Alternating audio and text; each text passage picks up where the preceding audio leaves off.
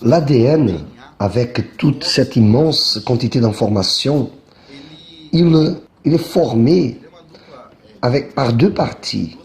On peut dire une partie on a reçu du père, l'autre de la mère. Deux parties.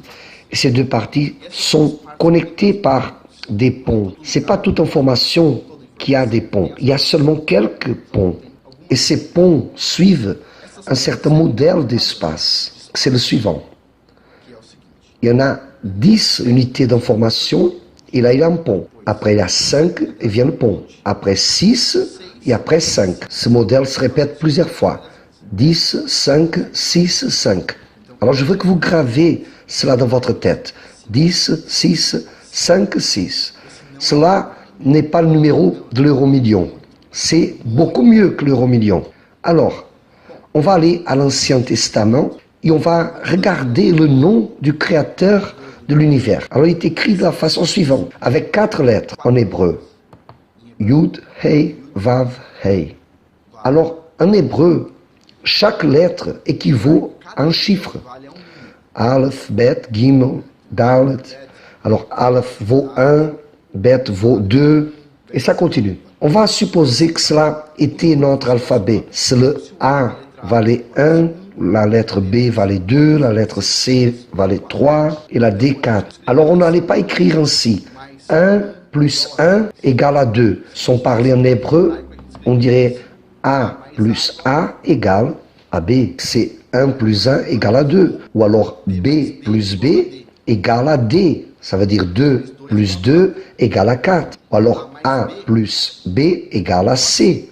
1 plus 2 égale à 3. Alors les lettres ont la valeur des chiffres, effectivement. Alors si on prend les lettres du créateur de l'univers, Yud, Hei, Vav, Hei, devinez combien ça vaut. Le Yud, ça vaut 10. Le Hei vaut 5. Le Vav vaut 6 et le Hei vaut 5. Yud, Hei, Vav, Hei. Ça veut dire le nom du créateur de l'univers, c'est ce que unit les deux parties des cellules de l'ADN. Le créateur de l'univers a fait question de signer son chef-d'œuvre. Il a laissé son nom sacré, le nom du créateur de l'univers, le monde le plus sacré que puisse exister, il a laissé à l'intérieur de l'ADN de l'être humain. Il a laissé dedans. Il a signé son œuvre. Il a laissé son nom dedans. Et cela est impressionnant. Mais si on va chercher un athée pour demander qu'est-ce qu'il pense à ce sujet, il va dire « Ah, c'était un hasard ». Mais si on va demander à un mathématicien, quelqu'un qui travaille avec statistiques, et on lui demande quelle est la probabilité que ça soit un hasard. Ça c'est simple, un mathématicien. Et devinez quelle serait la réponse. C'est pratiquement 0. 0. C'est impossible. Comment est-il possible? On va supposer que quelqu'un avait inventé l'histoire de la Bible. Et tout à coup, il connaissait déjà l'ADN. Il avait mis le nom du créateur de l'univers, comme ils avaient vu sur l'ADN. Non. Le créateur de l'univers a signé notre ADN. Cela est fantastique.